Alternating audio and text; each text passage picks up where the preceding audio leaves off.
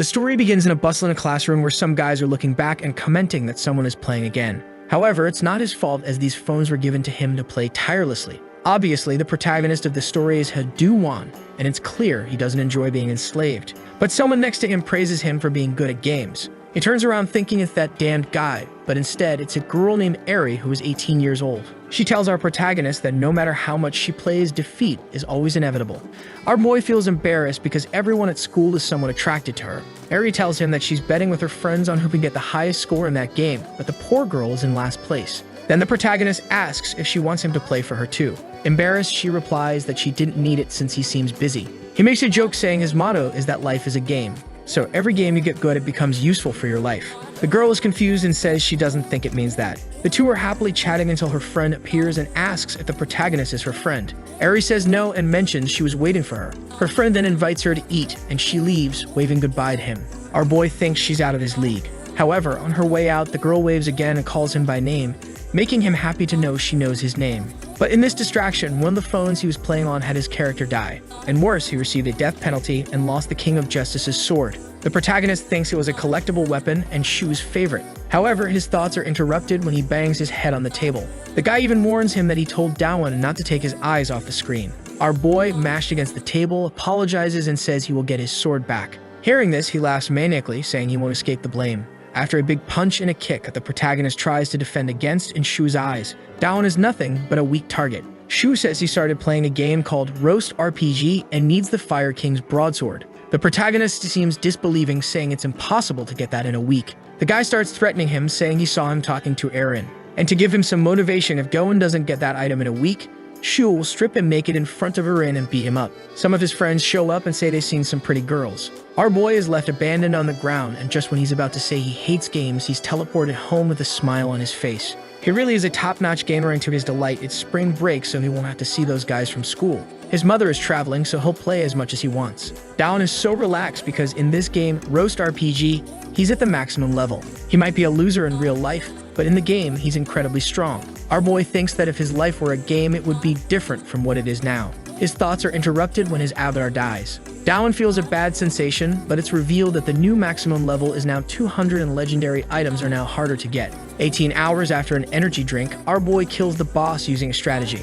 But he didn't get the item the first time, so he just has to kill it multiple times. 37 hours have passed and still no sign of getting the sword. But he managed to get the long sword, though the guy wants the legendary one and he's only getting the rare ones. The protagonist is already angry and asks why the developers increased the difficulty of getting the items. The answer is that the game owner is a capitalist, as there's a package to launch an item in the store that increases your chance of getting items. After 64 hours of a healthy diet, Dawan is desolate because he's killed the boss a bunch of times but can't get it because it takes him a long time to kill it once. 144 hours have passed and things are getting complicated. The protagonist says that the chance itself wasn't the problem. The bad part is that it took him a long time to kill it just once. Not to mention he's now low level, considering the maximum is 200. And there's only one day left for him to be humiliated. So if this continues, he'll end up stripped and beaten in front of Eri. He'd even bought it, but there are only 8 minutes left before it expires.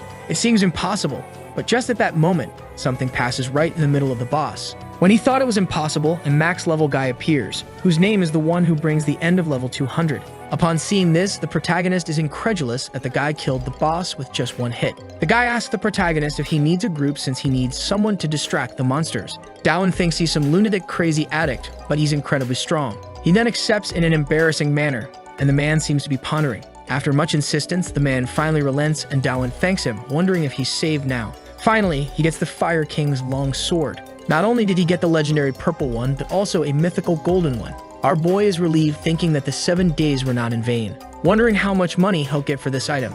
The max level guy is killing all the monsters. But our boy has a good heart and decides not to be greedy. Since he was saved thanks to this guy, he seems to want to give the item to him. The guy responds that it was the item he was after. Dawan is happy because it seems the guy liked it. Now he can finally relax, and this relief makes him feel his eyes getting heavy. Getting up to go to bed and rest, he suddenly falls to the ground, hitting his head. In the middle of the fall, he remembers that people die from ingesting too much energy drink and staying awake for too long. And he's been awake for a week, recalling newspaper headlines of a 17-year-old going to heaven and another 30-year-old too. As he's falling, he says he understands and that death has arrived. Still falling, he apologizes to his mother for going first, but he just hopes she won't be too sad when she gets home. almost hitting his head and angry because he's going to die because he was playing for someone else. Finally, his head hits the ground and the screen goes black.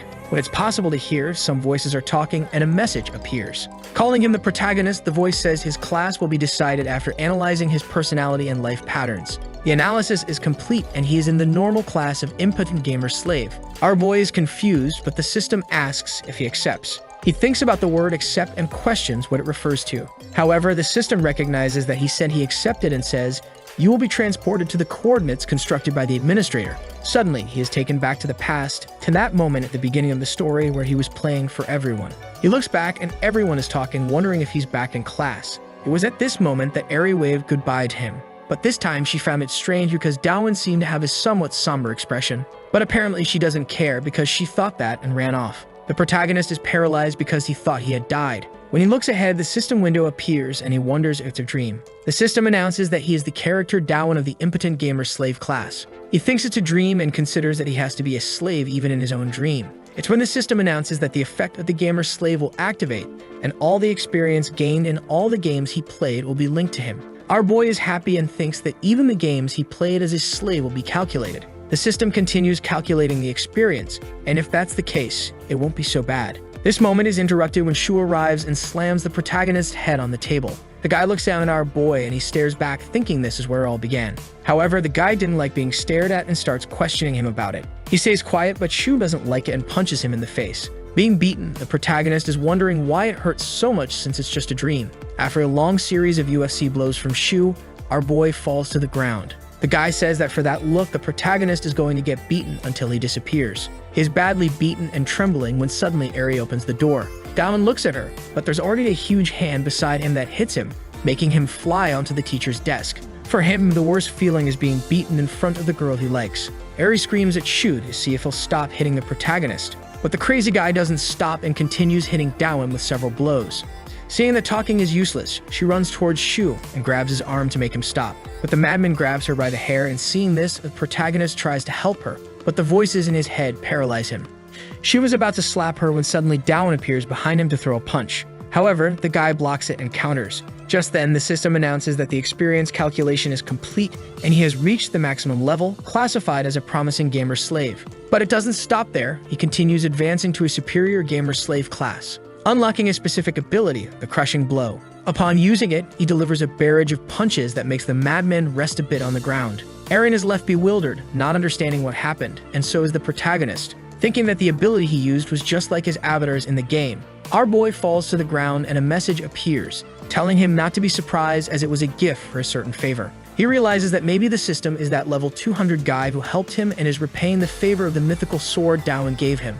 With that, the protagonist defeated the monster Shu and received 200 experience points, reaching the maximum level and being promoted to Secret Gamer Slave. His lifelong dream is realized because finally life is literally a game, and he's at the maximum level with everything at the limit. Eren asks where he learned that, but Dawen is battered. Seeing him in such a state, she runs off to call a teacher or someone from the infirmary. But all he's trying to do is understand what happened, because clearly he went back in time, and not to mention the ability he used is clearly from the game. The protagonist has been crazy about games since he was a child. And the best part is that the game he's playing now is the best genre of all because he's strong from the start. As nothing is easy for protagonists, a message appears saying that the effects of the gamer's slave will be applied and all of our boy's power will be sealed.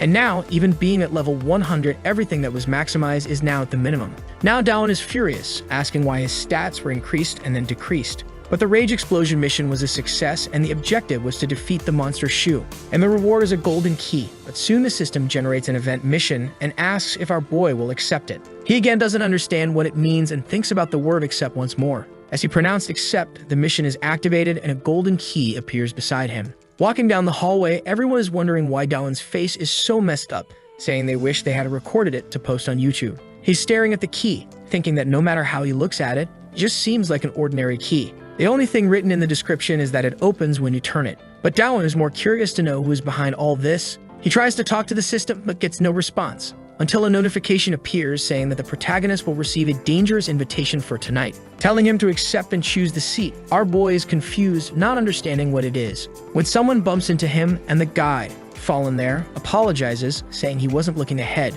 but Dawen thinks he should apologize. However, the guy bumped into him and is now bleeding from his nose. Dawan gets up and says he'll get a tissue. The guy says he's fine and runs off. Our boy thinks that the guy bumped into him and bullied. When he enters the bathroom, a guy named Jamin greets him. The protagonist greets him back, but the guy says he saw everything. In shock, he remembers that the first time, just after being beaten, this guy was at the classroom door. So this time he must have shown up and seen everything, wondering if he wants revenge. The madman starts questioning if Doan is pretending to be a loser just to get revenge later. Saying that he's hilarious for doing this, Jamin calls him a psychopath. Jamin invites him to meet up with some denses after school. The protagonist is confused and remembers today's mission, wondering if the system already knew everything. After these thoughts, he pretends to be clueless. Our boy thinks this is like a game where you receive a mission and complete it to level up. Maybe this is an opportunity for him to get stronger. But he can't get involved with these bullies becoming paralyzed again. He lies to Jamin, saying it's his grandfather's memorial and he can't go. Remembering the mission called Dangerous Invitation, he decides it's not good to go. The guy leaves, saying that if the protagonist changes his mind, he can still come. Relieved, he says that getting involved with bullies won't earn him anything. But the system window appears and says he declined the mission, so a penalty will be applied. He feels as if a bull is ramming him. Some guys enter the bathroom and see the protagonist writhing on the floor, with the system saying the pain will last for 59 minutes. The system insists once more for him to accept the mission. In the next scene, in the middle of the city at night, Jamin approaches and greets the protagonist. Our boy says there was no way he could endure 60 minutes of that pain. The guy questions about him, saying he would go to his grandfather's memorial. Crazy in the head, Dawan says his grandfather was running late, but he's terrified, knowing it's a dangerous invitation. Jamin, with an innocent-looking face, says they are going to have a lot of fun. At that moment, our boy takes out his phone and tries to pretend he's talking to someone, saying his grandfather arrived. But then he sees 3 denses coming and immediately looks at one of them. The protagonist glances for a second, and the next moment he's in the bar with the delinquents, not even knowing what happened. He's amazed at how the guys have money to pay for everything since there are various drinks. Jamin says a friend of his brother works there and they often come to this place. He asks Dawan how much he drinks. Paralyzed, he replies that he's never drunk. Jamin tells the protagonist he doesn't need to worry because today he's paying for everything. Curious, he questions the guy's kindness. But when this guy is nice, he doesn't seem so bad. The guy says that in a few seconds his wallet will arrive. Hearing this, Dawan doesn't understand, but the door opens, and it's revealed that the wallet is the boy he bumped into earlier. He's a bullying victim and is rich on top of that, named Jihan. When he entered, he said he paid for another 2 hours for everyone. But Jamin didn't like it and cursed, saying 2 hours wouldn't be enough. Seeing the guy's change in mood, our boy is confused. Jamin asks Dawan if he knows the boy, and afraid, he replies no. Hearing this, he says they should get to know each other, and when pouring a drink for Jihan, he ends up spilling it on his pants. Lying, he apologizes, saying it wasn't on purpose. Obviously, the protagonist didn't like that. Poor Jihan tries to clean himself up, embarrassed, and our boy understands the situation. When he bumped into him and was bleeding, he wasn't bleeding from the bump. The poor guy had been beaten up in the bathroom. Enraged, he wonders why he got involved with another delinquent. On the other side of the table, a girl is curious, thinking about what's wrong with the loser Jihan. The girls call Jamin to sing a song, but he looks over and says it would be funny if Jihan danced. Dawan stares, thinking that the poor guy's life is really sad. One of the nicer girls says it's cruel, but the delinquent doesn't care and says Jihan loves to dance. He just hesitantly agrees, but Jamin doesn't like the way he looked and says the boy is making him embarrassed. The poor guy stands up, saying he'll start dancing. The girls just laugh at him, and Dawan questions if Jihan has no pride. But if he were being beaten, he would probably do the same. Our boy can't stand watching this situation anymore and goes to the bathroom to clear his head. He knows that Jamin isn't beating him up only because he thinks Doan is strong, pretending to be weak after seeing him beat up that delinquent. What Jamin doesn't know is that the protagonist's stats are sealed, so at the moment, he's trash. Our boy thinks he's already completed the mission just by going to that place, questioning if he can leave or not. He feels sorry for Jihan, but he won't stay to help the guy since escaping is the priority. Standing at the bathroom door, Dawan is only thinking about the insults the poor guy is enduring. He sees himself in the same situation as Jihan and goes back to the room. Jamin greets him, and he immediately asks where he is. The delinquent responds that the dentist went to the bathroom, but he wants to know where Jihan's pants are. The guy replies that he spilled the drink, so Jihan is washing them. Dawan is scared, but strikes a JoJo pose and tells Jamin to return them. Just then, the door opens, and someone enters. The guy, who looks like a buffalo and is all bloody, asks who the hooker is, referring to the protagonist. Jamin, embarrassed, says he's his friend. Our boy questions if this guy is in high school because he looks 30 years old and has been in a gang for 10 years. Jamin, still embarrassed, asks about what Dawan had said. Paralyzed, he replies that he just wanted the microphone to sing. As he grabs it, a sequential mission activates. It's called Judge of Injustice, and the objective is to hit Jamin on the head with a microphone within 30 minutes. The protagonist says he won't do it, but the penalty will be applied for mission failure. Sometime later, the fat guy is sitting and the denses are saying he looks like a killer because the guy is covered in blood. He's complaining that the chair isn't very comfortable. Jamin, being a sycophant, says he thinks it's the funniest thing in the world. The crazy guy's name is Machan, but he gets up and gets in the protagonist's face, asking if he's the guy who beat up Shu. He is paralyzed, but Jamin says our boy is amazing. But Machan doesn't believe it, saying he looks like trash. However, Dawn is thinking that he doesn't want to hit Jamin, but also doesn't want to fail the mission. And if only he had the crushing blow unlocked, the story would be different. With 15 minutes left before the mission fails, Jamin asks Dawan why he did nothing when they humiliated him. Hearing this question, he is at a loss for words. But the delinquent says he doesn't want to keep at it and called him here to propose a partnership. It consists of our boy joining his group to dominate the Guan district. He initially refuses, but Jamin offers him benefits like drinks and cigarettes. Additionally, the denses will also be part of the benefits, and this last offer is irresistible. But Dawan doesn't want to get involved and says he doesn't want anything in particular. He just wants to play his game in peace. Jamin then asks if he wants to continue being a slave and also offers to help him get revenge on those guys who humiliated him. The protagonist is thoughtful about the offer for a moment, wondering if he really can. Jamin says he'll go to the bathroom to give him time to think about it. Dawan starts thinking that he got this system to get out of this life, and that now he'll be one of the popular kids. But just then, Jihan interrupts his thoughts and asks if a golden key is his. Our boy recognizes the key, and Jihan says it fell when they bumped into each other earlier. He thanks him, but Jihan tells him not to hang out with Jamin. Hearing this, the protagonist is confused, thinking Jihan wants him to be a loser forever. But Jihan says he doesn't seem like a bad guy. The system warns he only has 3 minutes left, but he has an incredible plan. He just needs to endure an hour of pain, and then his life will be set. Obviously, he can't embarrass himself in front of everyone. So our boy says he needs to make a call and hides in the storage room, biting on a cloth to stay quiet. With 30 seconds left, he knows this will hurt, but he wants to join Jamin. 20 seconds left and his life as a gamer slave will be over. In the room, Machan asks for an old song to sing. The denses say it's an old man's song, but he says they don't know it. They look for the microphone but can't find it. Meanwhile, Jamin is coming out of the bathroom. Suddenly, Dawan appears behind him and hits him hard with the microphone. The delinquent falls to the ground, beaten, and our boy thinks that at least he completed the mission. Staring, he says he'd rather live as a loser than be a trash bully like these guys. Placing the guy's body in the corner, he thinks he's lucky he fell with just one hit. Otherwise, things would have gotten complicated. Dawan is now thinking about how he'll rescue poor Jihan, who's still in the room with the fat guy. He sees Jamin's phone and gets an idea. Machan is singing when his phone rings. It's a message from Jamin calling him a pig and trash, which he doesn't like at all. Obviously, our boy sent the message. Now he sends another one challenging him to a fight, but Machan is already behind him, and a sudden mission activates. It says the fat guy is angry at the provocation, and the fight will start. Without time to think, the guy kicks his spine, making him roll like a piece of trash and hit his head at the end. But Machan doesn't give him space and approaches, calling him a worm, saying that Jamin doesn't send such messages when he's drunk. After a big punch to the protagonist's face, the fat guy grabs him by the skull and gives him another slap. At this moment, he sees the bent microphone in Dawan's pocket. Machan calls him a coward for hitting the delinquent with it. But our boy says the cowards are those who beat up the weaker ones. But there's no time to talk, and the fat guy throws the protagonist far with one hand. The key falls out of his pocket right next to his face. He sees the message again, saying it opens when turned. Dawan doesn't understand where to put it, and the system shows their skill window, where there's a perfect lock. Putting the key in it, something mysterious happens. But Machan is trying to wake up Jamin, and at that moment, the protagonist gives a speech, saying that if he doesn't fight the fat guy now, he won't be a man anymore. The fat guy admires his courage, but the system warns that if he fails this fight, the penalty will still be applied. Machan comes at him, and our boy is exuding an aura. In his thoughts, he wonders why he's getting involved in this dangerous fight, but he knows the reason is that he wanted to be a superhero. Suddenly, a flashback starts with someone saying that a while back in the arcades, there was a Supreme Master, a legendary boy known for his unique gaming style. His insane weapon was none other than a gamer slave. Our boy was always the best, even in fighting games. And his favorite move was the Falcon Drop with a mana cost of 120,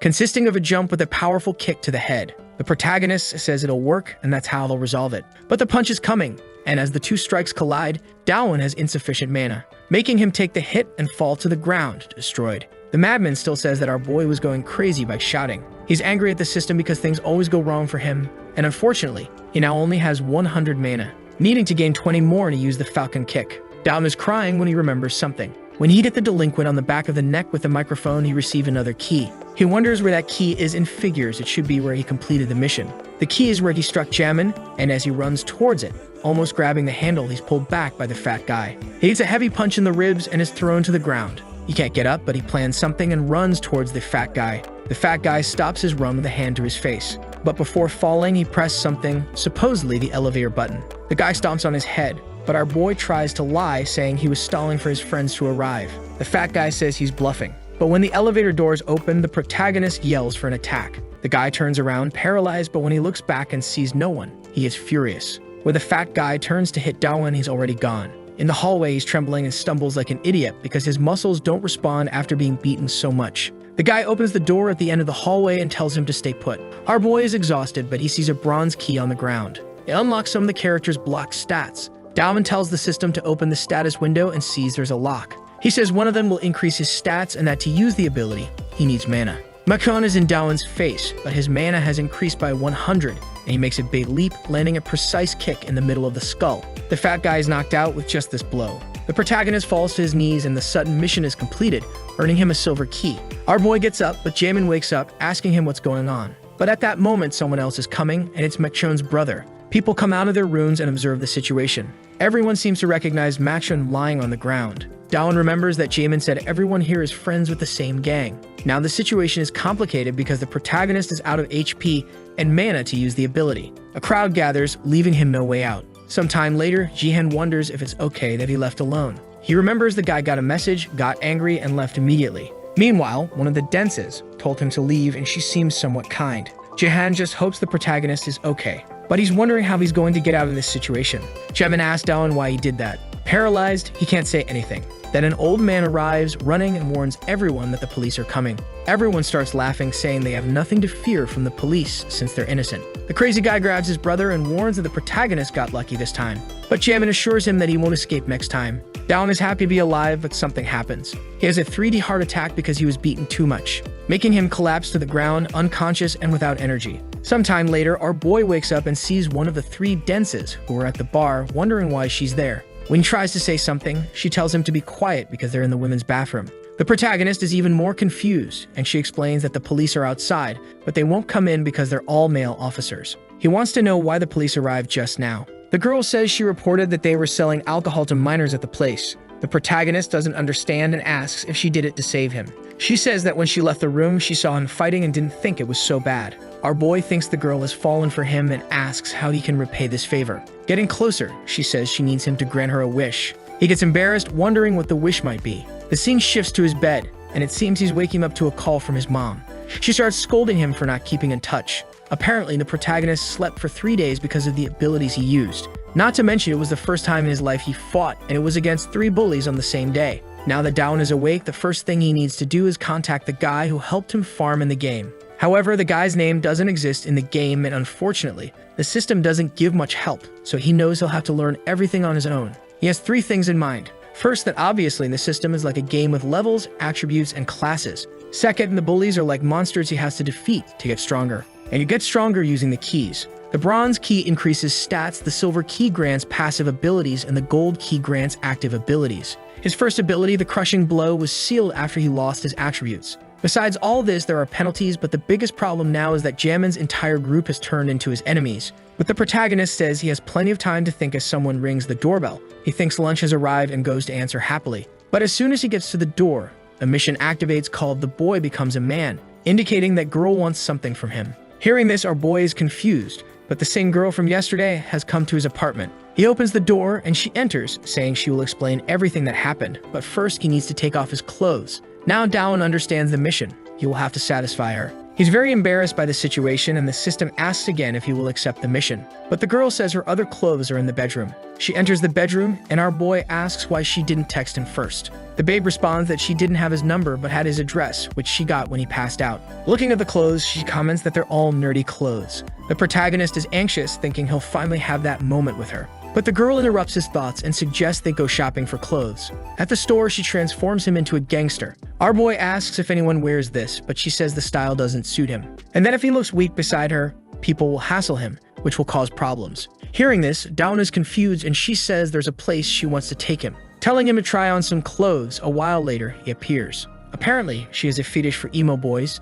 so he completes the first mission but already receives the second. It involves him offering a meal to the girl. The protagonist feels like it's a game, he's just following the commands, and it's not hard to talk to the woman. He thinks this until he's face to face with her at the restaurant, not knowing what to say. Embarrassed, our boy asks her name. The girl says it's Asayen, and he comments that it's a beautiful name. In the next second, the conversation dies again. Then she asks if he wants to know something, but changes her mind and says they'll see each other enough to learn everything about each other. Hearing this, he's confused about the part where they'll see each other a lot. But the missions aren't over, and the third is to take her to the movies. The fourth is to spend time with her at a cafe. The fifth is to sing a song for her, and Dawn is questioning why the missions don't stop. Finally, the sixth is to show off his moods at the arcade. In this mission, he's spectacular and confident, saying after sweating a lot, "This is the breath of a hot man." The nerds are impressed, and the protagonist sees that she's eyeing a claw machine and goes towards her. He comes back with several plush fish for her because he's the king of the arcade. Dawn sees her standing in a corner and runs to deliver them. Shouting her name, suddenly a guy appears and pulls him by the hair.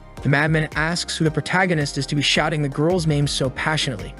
Confused, he doesn't understand what's happening and doesn't respond. Two babes approach and ask who our boy is. At the same time, the guy says he thinks Doan looks familiar. Seeing this situation, Sayen tells the guy named Kang to let go of our boy. The guy apologizes and lets him go, making him fall to the ground, thinking the date was too good to be true. But the protagonist is scared that the guy will keep provoking him and he'll receive a mission. Kang asks who he is, and Sayen responds that he's her boyfriend. Obviously, Dawn is paralyzed, but Sayen leaves with him, saying their date was interrupted. Kang is left desolate despite being with two girls. Our boy walks through the city, still incredulous that he was called a boyfriend. Then she says they've arrived and he thinks it's a hotel. But the system tells him to complete her final wish. They enter, and she calls the elevator to the 7th floor. Our boy knows the 7th floor is the motel, so he gets anxious but also scared. He says they're moving too fast, but she tells him to be quiet and that she'll take care of everything. When the elevator arrives, Dawan notices all the rooms are closed and asks why they're there. But when he looks ahead, he sees a meeting happening. At the front, someone bangs a judge's gavel to silence everyone. They say today's meeting is about someone who caused casualties on their side. Clearly, that person is the protagonist, with some of his information displayed on the wall. People say he looks very normal and that it's impossible he beat everyone. Our boy is terrified and asks Sion what's happening. Suddenly, the person asks who wants to eliminate him, and everyone raises their hand. The system appears, saying their real man enjoys the thrill of risking his life while escaping crisis. And the best part is that for each of those missions, he'll receive a key when he completes the final one. The protagonist is not confident at all, and the judge up front bangs the gavel, concluding the case. But Sion shouts, suggesting they move on to the next agenda item. To avoid being revealed, our boy turns his back. The guys don't know who she is, and the guy with glasses asks if she means the election for a representative. Dawn is incredulous at the situation, and Sion says he's right and she brought the perfect candidate. Grabbing the protagonist by his shirt, she reveals him to everyone. Apparently, the crowd doesn't lose control upon seeing him, but they say they're unsure if it's worth electing someone who harmed them. But she says Dawan beat 3 people in one day, which is proof he's qualified. Some crazy guys ask someone named Sung if beating up friends counts as a qualification. Sung says she's not wrong if they got beaten, they deserved it. The protagonist is desperate and tells Sion he doesn't want to join this group. But she tells him to think carefully about the situation because everyone is hunting him. But if he becomes president, no one will do anything. The protagonist agrees and thanks her for her concern, but she interrupts, saying she didn't do it for him. She just doesn't want another jerk to get the position, so she prefers it to be Dawan. However, the elevator opens and he looks back to see the guy who knocked him down earlier. The madman glares at Sion and asks why she didn't tell him the election was today. Looking at the protagonist, he says he found him suspicious and grabs him by the neck. Our boy tries to surrender, but the guy doesn't want to let go. The man with glasses tells them not to cause chaos. He asks if the protagonist is really going to be the new representative. Hearing this, Kang says he's going to be a representative. Sion doesn't seem to like this, and some suggest resolving him a certain way. Dawn wonders what way that is, but everyone starts to get up and walk toward him. The delinquent approaches because their battle ends when one declares defeat or is knocked out, and the winner gets the title of representative. The protagonist thinks he doesn't want to be a representative, but will get beaten up to become one. The guys warn that if he loses, he'll need to sleep forever since the first agenda item was about him. The guy mocks Sion, apologizing for having to beat up her boyfriend. Suddenly, our boy is soaring through the air, ready to deliver a powerful kick. However, Kang blocks it. Dawan is in trouble because he no longer has enough mana to use the ability again. The guy says he was scared, and the protagonist is too because he used it on Machun, and it knocked him out instantly. In a split second, the madman appears behind our boy and applies a chokehold. He begs to surrender, but Kang says surrendering won't save him. He'll only let go when Dawan passes out. The protagonist then remembers him from a summer 5 years ago. He was in the same situation, except the madman was fat. The guy used to choke him while eating in the bathroom and even in front of everyone. Because of this, everyone thought our boy was weak and afraid of girls. Back in the fight, Dawn is lying on the ground thinking Kang should have died of diabetes instead of losing weight to become more attractive. Our boy is even angrier because he doesn't want to lose to this guy, but everyone is doubting him, saying he has no chance of winning this fight. The protagonist starts to think, wait, what are my chances of winning since my strongest ability was blocked? And against the delinquent's chokehold, he can't do anything except beg to be released. Kang looks around and declares himself the representative, but Dawn stands up right behind him. Kang just laughs and asks if he wants to die. But our boy has gone psychopathic and says from now on, he'll destroy him with punches. Throwing his jacket to the ground, he charges and throws 1,000,000 punches. But unfortunately, the guy doesn't feel a thing. 7 hours ago, after defeating Machan, he got the silver key, unlocking a new passive skill, critical attack. When attacking, there's a 1% chance to inflict a critical hit that ignores any defense. Our protagonist was interested, and not to mention, it doesn't use mana, so it can be activated at any time, but the only downside is the 1% chance. At least in his head, if he hits 100 times, one has to be critical. Back in the present, he thinks he has no choice but to keep throwing a bunch of weak punches until the critical attack activates. Sion doesn't want to see the protagonist embarrassing himself, but the boy is confident because he's already thrown 75 punches. Kang is shocked at how idiotic Dawn is, but is now at 85 punches. The guy is telling him to stop playing around or he'll end up killing him, and when he finally reaches 100, nothing happens. Our boy is at a loss, but just because it's a 1% chance doesn't mean it'll activate in 100 hits. Luck is like that in any game, it's the infamous RNG. And even for a good player, when there's no luck, it's all for nothing. Without time for thoughts, Kang grabs him by the neck and throws him into a strange object. The guy is disappointed and says it was all a bluff, because there's no way the protagonist's punches could hurt him, as he was fat and trained for many days while eating a lot of protein. But Dawn says that in middle school, he was just a fat loser, giving a speech that victims who suffer never forget the pain, while people like Kang forget everything they did. He really doesn't seem to remember what he did, but the protagonist quickly tries to kick him. The delinquent blocks it and throws him aside. He tries to humiliate Dawn, saying even Sion feels sorry for him. The representative says this fight is a waste of time because one side doesn't even want to fight anymore. The protagonist is desolate due to his lack of luck, but he can't give up because he has no choice. Either he defeats Kang, or he has to defeat everyone. However, the representative is about to announce the end when our boy says it's not over yet. The delinquent is irritated and Sion thinks he's crazy for wanting to continue. In his thoughts, Dawn's plan is actually to flee and to win. He says they were close in middle school. The madman says it's a lie because he was calling him a fat loser. Our boy says friends insult each other too. He sees the guy is distracted and tries to advance but steps on his own jacket, making his hand land on Kang's chest, activating the critical hit. Kang flies backward, and everyone is asking what happened. Sion, seeing this, is impressed with our boy. Everyone gets excited again, and smoke is even rising from his palm. The system notifies him that the critical hit was activated, and the protagonist says he didn't expect a passive ability to be so powerful. Kang, even after the hit, gets up, asking why he pretended to be weak. Angry, he announces our boy's death, who is trembling. But at the same time, he's smiling, saying that every good player gets desperate in a situation. But the important thing is not to give up until success is achieved. And in the presence of success, desperation turns into hope. Approaching, he announces he's going to punch him in the chest, but redirects the punch to his face, while saying that even the great white shark can't withstand a nose kick and will fall. Taking this punch, Kang staggers back, and Dawn is impressed by his resilience, thinking it'll be dangerous to bet everything on that 1% chance again. Kneeling, Kang is bleeding, and quickly, the protagonist sees an opportunity and sticks his finger up his nose, making him bleed even more. Everyone is paralyzed, commenting that it was brutal. The delinquent gives up fighting and collapses to the ground, unconscious. Finally, Dawn manages to defeat him, but something catches fire, causing chaos. People run out in panic, and outside, our boy takes a moment to rest, when someone mentions they didn't see Sion in the crowd. Guessing she's still upstairs, the protagonist runs up the stairs desperately. He wonders why she stayed upstairs, remembering the good moments they had. He realizes he only knows her name. Opening the door, a guy with glasses is putting out the fire and asks what our boy is doing. He tries to play it off, saying he came to ask if he could leave. The guy carries Kang and says the next assembly date will be announced, and for now, the protagonist is the representative. Walking back home, Sion says she knows it must be confusing for him, but she has a reason for all this and asks Dawn not to worry. He thinks about it and figures it was good in the end because it was either this or being hunted by everyone. Our boy takes her home and says he only has one plush fish left from the arcade. She coldly asks what that means, and he responds that he saw her looking at it, but she says she was just looking at a wanted poster on the machine. The information is about a claw machine cheater with some details about the criminal. Our boy is crushed inside, but she thanks him for earlier. He's confused, and she says it was for running back to save her. Embarrassed, Dawn thanks her, and the system notifies him that he completed the mission, and the reward for completing the 8 missions will also be given. Seeing the reward, the protagonist is paralyzed, but the reward is not shown. The next day, his vacation is over and he's finally returning to school. Our boy arrives early to set up his slave setup. He needs to get there before everyone else, and when he gets to the classroom, it's just him and one other person.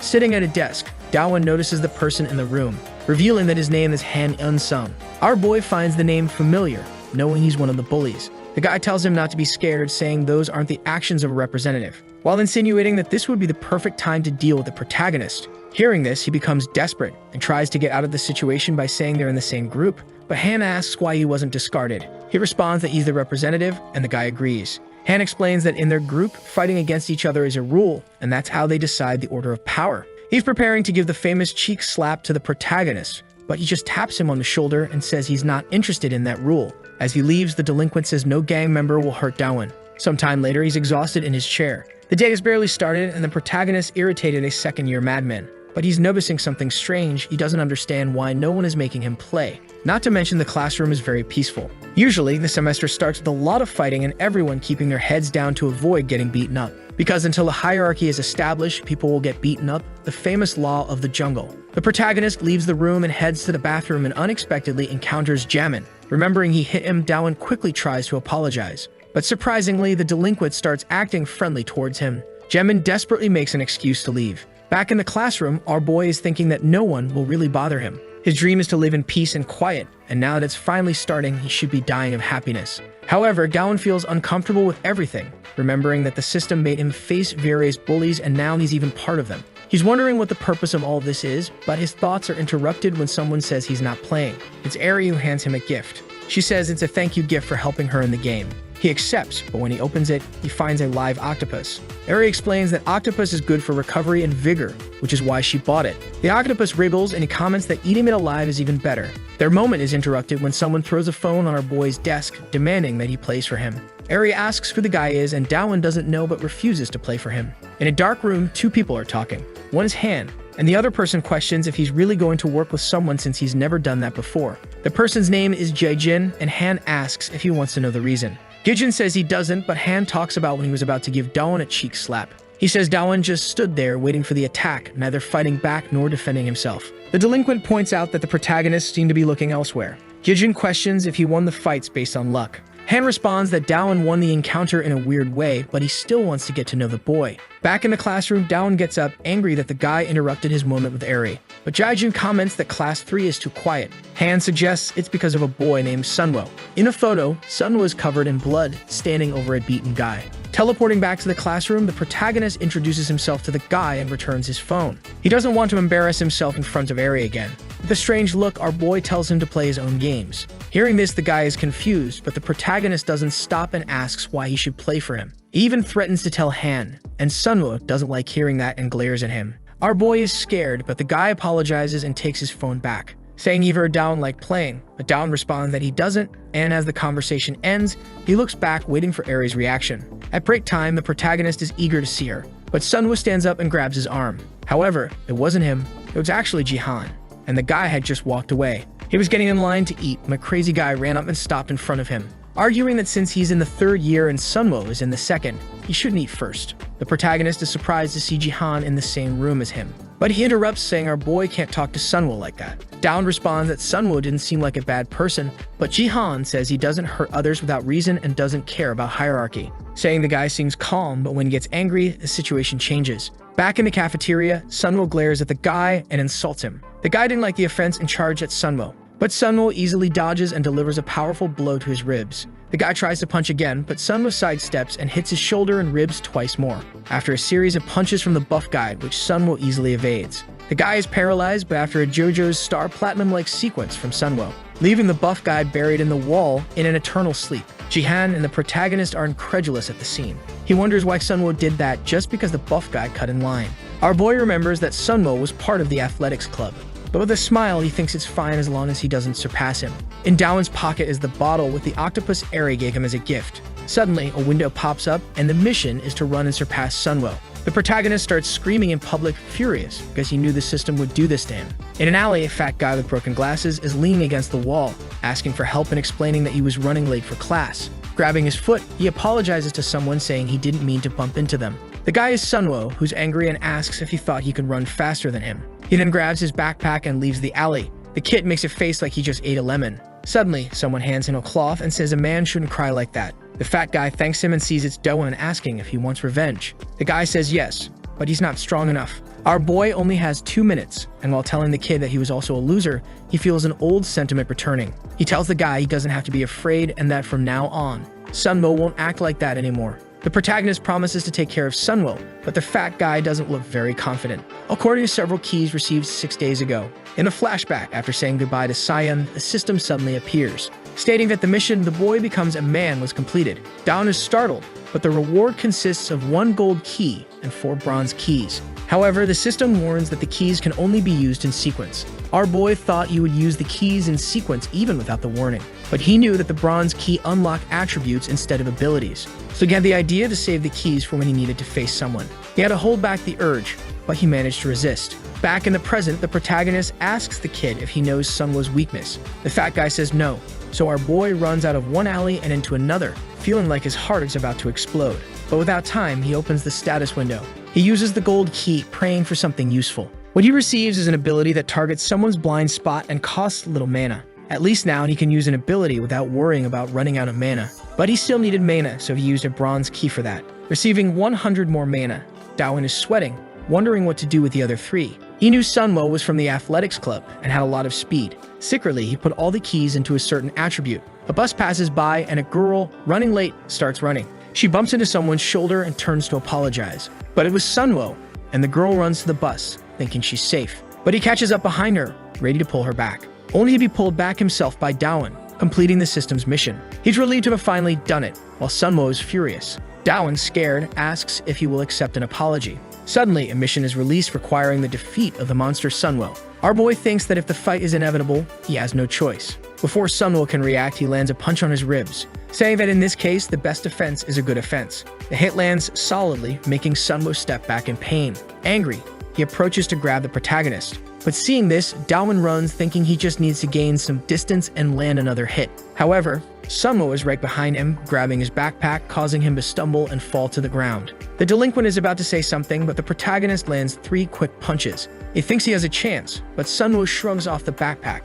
The heavy fall makes a loud noise, scaring our boy. Before anything else, the delinquent is already in front of him. Dawan tries to use the blind spot strike, but Sunwo easily dodges and counters with 3 punches. The protagonist doesn't understand how Sunwo is so fast. Our boy realizes the delinquent was restricting himself with the backpack, and that's why the punches didn't affect him. The guy doesn't give him time to think and lands a heavy punch on his chest, making him fly and crash down. Sunwo points out that he had forgiven him, but the forgiveness was useless. Dawan wonders if he should use the Falcon Drop. The problem is if he misses, he'll run out of mana. But he has no idea how to deal with such a fast guy. Sunwo asks if he prefers to be in a coma or paralyzed. Clenching his teeth, the protagonist realizes he has no choice. He runs towards Sunwo, calling him a psychopath. The protagonist used 3 more blind spot strikes, but the guy easily dodged them.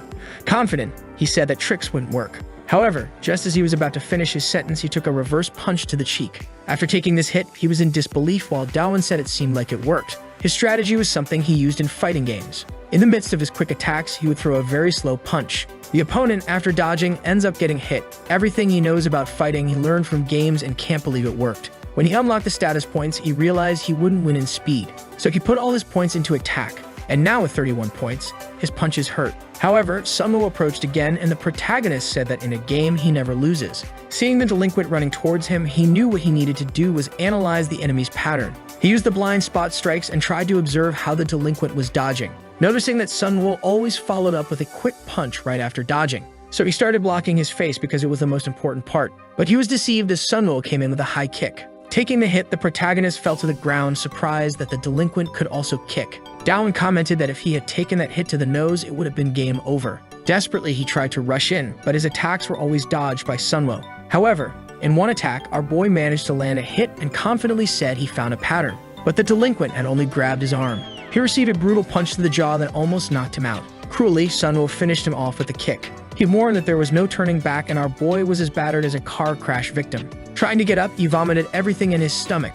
Trembling, he thought he couldn't move his body properly. Sunwo was approaching and the protagonist knew he had to do something quickly. He opened the system looking for a solution and saw he only had 92 HP and 40 mana.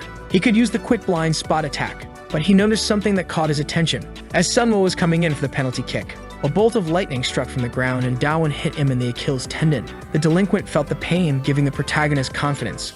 He realized that the blind spot attack could be used with any part of his body. Our boy had misunderstood and was only using it with his fingertips. Approaching from behind, he knew this was his chance to win. He pulled Sunwo's hood, saying he had a plan, covering Sunwo's head to block his vision. Confident, he went for a punch, but Sunwo broke his balance by pulling his arm.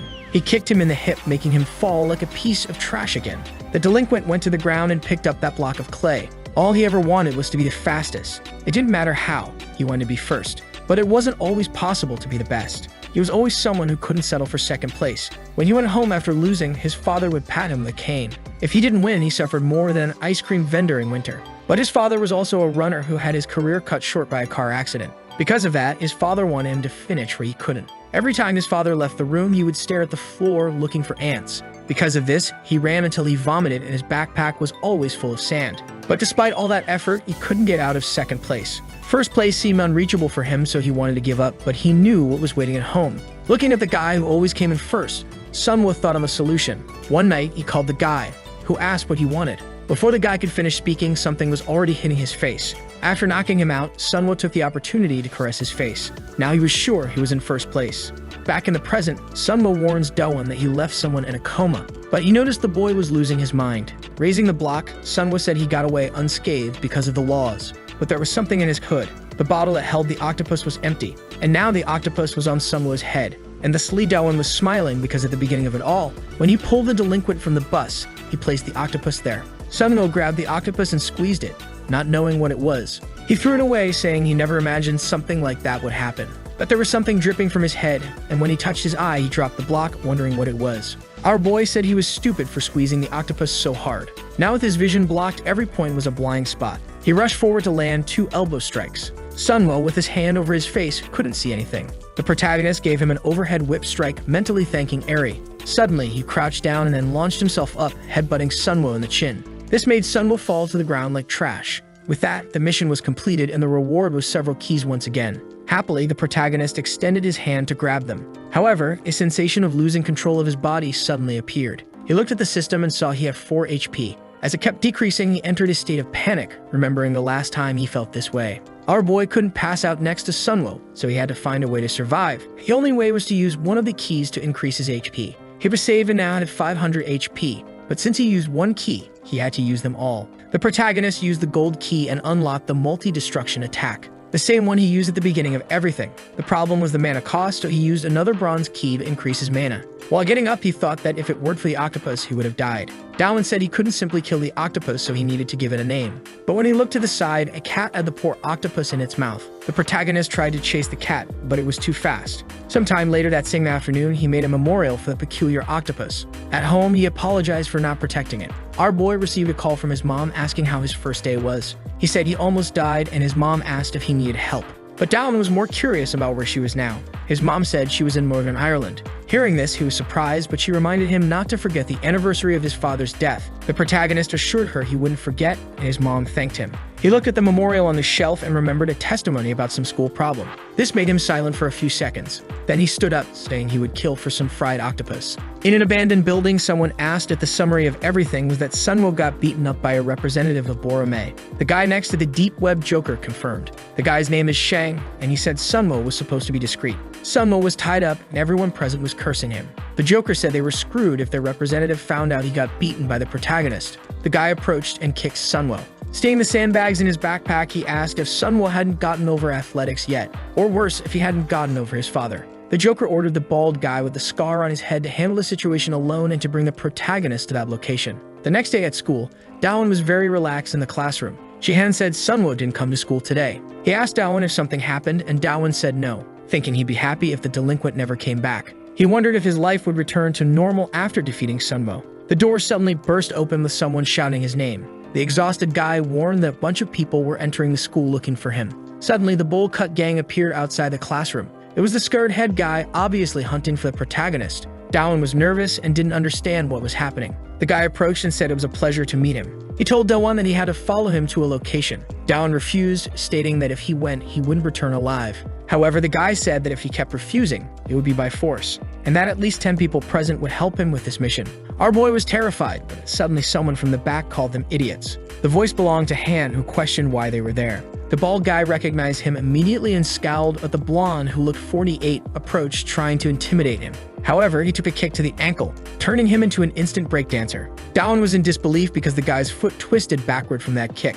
Confident, Han asserted that no one would take the protagonist. The family man blonde was writhing on the ground. Meanwhile, Dawn continued to be in disbelief that Han did that with a single kick. Another goon tried his luck, but without moving from his spot, Han easily dealt with him. But then a McDonald's regular approached with a chair to hit Han. Han easily dodged and delivered a powerful kick, sending the fat guy flying into the wall. The others present started panicking. They told Han not to come closer, but another one appeared from behind saying he would die. Two of them ran at him from each side, and the chubby one was sure they would win now. However, Han jumped onto a table, doing a one-handed push-up. He quickly neutralized both with just one kick. The bald guy was quiet with his hand in his pocket, but clearly, he was starting to get scared. Confident, Han asked if they couldn't all come at once. After quickly mobilizing all the delinquents, the room fell silent. Approaching the bald guy, he was right in his face, ready to punch him in the jaw. But he stopped the punch and said he would wait a bit, telling the bald guy that it was good to clean up the mess and left, saying to do it right. The guy asked if Han thought you would leave unscathed. He stated that the Bong Cheyenne gang wouldn't let this slide. Han ignored him and called for the protagonist, saying he would wait for him in the cafeteria. Sometime later, Dawn was thanking him. In his thoughts, he acknowledged it was good to have that guy on his side. After that, Han asked about him being the representative, and also why he had trouble with those people. He tried to find an answer, but said he did those things because he was a bully hunter. However, the protagonist was afraid Han would misunderstand, but he just laughed and wished him good luck on that path. But from that day on, he feared more bullies would appear out of nowhere at school. However, nothing happened, and Dawn was happy because there were no tasks at school. Quickly, he went to a computer cafe to play League of Legends. His friends were praising him, and hearing it made his day brighter. His friends then got up, saying they were going to the bathroom. Suddenly, someone appeared with his order. It was Eri, and as she leaned in, she said she didn't work there but was helping her father, who owned the place. She remembered something and ran off to get something free for him. Meanwhile, some guys were messing with the PCs of his friends who had gone to the bathroom. The boys were returning to their computers as the guys were leaving nonchalantly. Eri thanked the guys, not knowing the situation. But she was startled when she saw the boy crying. The guys had stolen all his items. She asked what the problem was, and he said he had been robbed. She was in disbelief, and Dawan was still processing the situation. Eri asked if he had any clues who did it, and he replied that yes, but they didn't know they were doing it. The boy, crying, asked the protagonist if he could help him. He was scared and wondered what he could do to help.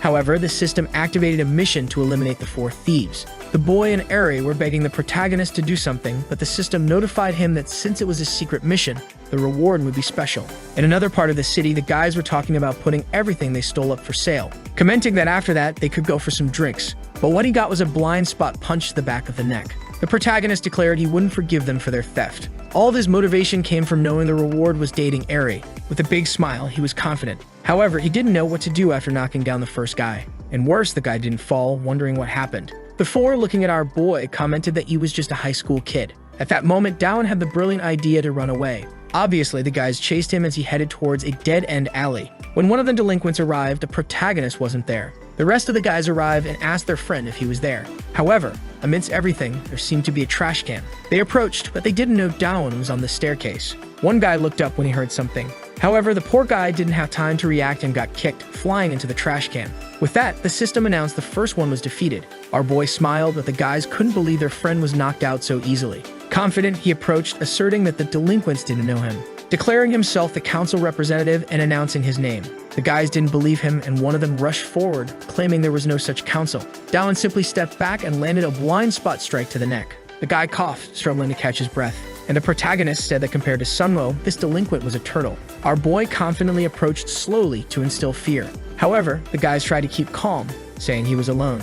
And the 2 charged, saying they would attack from both sides. But Dowan prepared and stated that in a game, quantity doesn't matter, while landing a blind spot strike on each of them. The delinquents were down, but the only problem was that Dowan knew he could only win using his abilities. One of the friends questioned why they were retreating. One of them suggested they surround our boy, but he said he had an idea for dealing with the 3. One was about to ask what he meant, but was cornered against the wall. With the 3 together in one corner, the protagonist activated the multi-destruction attack, causing the 3 to collapse into a pile of bodies. Dowan couldn't believe it, commenting that the ability was just like when he fought Sunwo. And just like in a game, our boy had a breakdown, saying he couldn't lose his humanity. One of the guys on the ground wasn't unconscious and was begging for mercy. The protagonist observed him and dusted off his jacket. With great kindness, he helped the delinquent take a good nap in a peculiar way. And with that, the mission to defeat the 4 thieves was completed. Dawn was obviously eager for the reward. Back at the computer cafe, the delinquents were bowing their heads, begging for forgiveness. The boy said he would forgive them this time, telling the guys to leave and never come back. But one of them apparently received a phone call. While our boy was telling Eri that if anything like this happened again, she should call him. She thanked him and told him to wait while she got something to eat. The protagonist was eager for his time with her, but he couldn't believe his eyes. Eri was fixing her hair in front of him. In a flashback, a girl was attacked, and the Burger King investors blamed her for being a loser. But someone appeared, telling them to stop and calling them fat. That was the day Dawn met Eri, because she was the first girl to punch him in the stomach. She was the boss of the first grade in kindergarten. He was terrified of her and always hid in the slide. After that, they separated and went to different schools. He never thought he'd see her again until 3 years later, when someone called out to him saying he had dropped something. It was Eri smiling and asking if it was his. Our boy thanked her, and she said he carried strange things, but it was funny. Those words were like a new punch to the stomach. Back to the present, she said she was going to change, saying she was a bit dirty. Our boy sat down, thinking the secret reward was indeed the best. Additionally, he had received a silver key. He went to the corner of the room to use it, hoping it wouldn't be another luck-dependent ability. What he got was a passive ability that increased his mastery with any weapon. The protagonist was startled because with a weapon, he could put someone to sleep forever. However, the description showed it only activated against someone else who was armed. Suddenly, Eri appeared, asking what he was doing. Dawn was embarrassed, seeing her wearing shorter boots and a longer dress. She wanted to know if it suited her. Of course, he agreed, saying yes while thinking life was beautiful. She asked what he wanted to eat, and he responded that he wanted to eat something strange. However, Eri suggested eating something even stranger, and at the restaurant, the food looked like someone's innards. She said it was a type of mint chocolate, and our boy was in disbelief. He didn't know how he was going to eat it, but the girl asked if he didn't like it either. Immediately, Dawn started eating, saying it was impossible to resist such a delicacy. Claiming that thanks to the mint, he didn't even need to brush his teeth. He was happy as long as he was on a date with her. Thinking back to the system, it was the second time he went out with someone. He found it strange that the system had given him this date. So Dawn asked if she wasn't planning to take him somewhere strange today. Awkwardly, she said yes, affirming that there was a place she wanted to take him. Suddenly, they were in a place with a strange dialogue. However, the mischievous duo was playing a balance game. Our boy was desolate while the girl was very skilled. She explained that she wasn't good at other games, but in this one, she was unbeatable. However, seconds later, everything collapsed. Later, they played a game where you could detect the other person's lies. They were asking silly questions until the protagonist decided to be decisive. He asked her if she had a boyfriend. Seeing her hesitate, he prayed that the answer was no. However, she replied yes, and desolate, he thought a woman like her couldn't be single. Suddenly, she said that it was actually a lie, stating that she was just testing the machine, so they continued playing various games. In the middle of the city, the guys who got beaten up were looking for him. A friend beside them said they didn't need to worry because they would find him, but one of the beaten guys was foaming with rage. However, the scarred guy said he would take care of that kid. Meanwhile, Dawn and Eri were leaving the game center. Smiling, she pointed to something, asking if he wanted to try it. At some stalls, there were some teddy bears and a guy was talking about the hammer game. After Eri missed 3 hits, it was the protagonist's turn, confident he could win the bear for her. He knew very well there was a strategy to win it. It involved extending his arm and perfectly aligning the distance, using his shoulder to initiate the movement and hitting perfectly vertically. He smiled, saying that winning that bear would make the date perfect. Dawn was about to swing the hammer when he suddenly stopped. He couldn't believe what he saw in the system. A mission was to hit her on the head with all his strength at the 5-minute limit. Our boy was paralyzed while she wanted to know what was happening. The reward was a dungeon map. He thought this was something that appeared when he had to defeat bullies. The girl was looking at him, questioning what was wrong, but he didn't know what was happening. The protagonist knew very well what would happen if he didn't complete the mission. He gripped the hammer tightly and hit the wooden board, but he missed, and she said he had 2 more chances. He was getting desperate when he heard someone in the background talking about another prize. Our boy turned because he heard something about a toy hammer. He grabbed Eri's hand and told him to run over there. She complained, saying she still had 2 more tries, but they arrived, saying they wanted to participate now. The game was simple. They would play rock, paper, scissors, and the loser would get hit with a toy hammer while the other person protected themselves with a pan. Eri asked if he was excited because of the game, and awkwardly he said yes. Obviously, because there were only 3 minutes left on the system. In the first round, Dawn won, and when tried to hit her, he missed. He won another round and gave her another hit, but she managed to defend herself again. It was her turn, and now she hit the pan. The bastard had no idea how she was so good at it. The vendor said they were amazing, and Eri was radiant, saying she found another game she was good at. There were 9 seconds left for the mission to end. And before the round started, the protagonist grabbed the hammer and hit her on the head without hesitation, leaving all the onlookers incredulous. After the hit, the hammer was bent and the system said the mission was completed. Someone handed him the prize, congratulating him. He went to return the hammer, but the guy said it was broken, so he would keep it. On the way home with Eri, there was silence. Our boy was sweating cold, thinking he should have lost that mission and accepted the penalty. Embarrassed, he asked if she was mad. Surprisingly, the girl was laughing, saying the more she thought about it, the funnier it was. Wiping away her tears, she said she'd never been hit that hard before. A bit confused, our boy asked if she wanted to hit him back, but she said no. Eri said her father was calling and she had to return to the store. As she left, she mentioned she had a great time today, commenting that it would be great for them to have another date. With that, she left, saying she'd see him at school. When someone's placed a hand on his shoulder and asks when he's going to leave a like in this video to help Mamoru make more juicy content for his viewers, activate the cheeky little bell, and I'm out.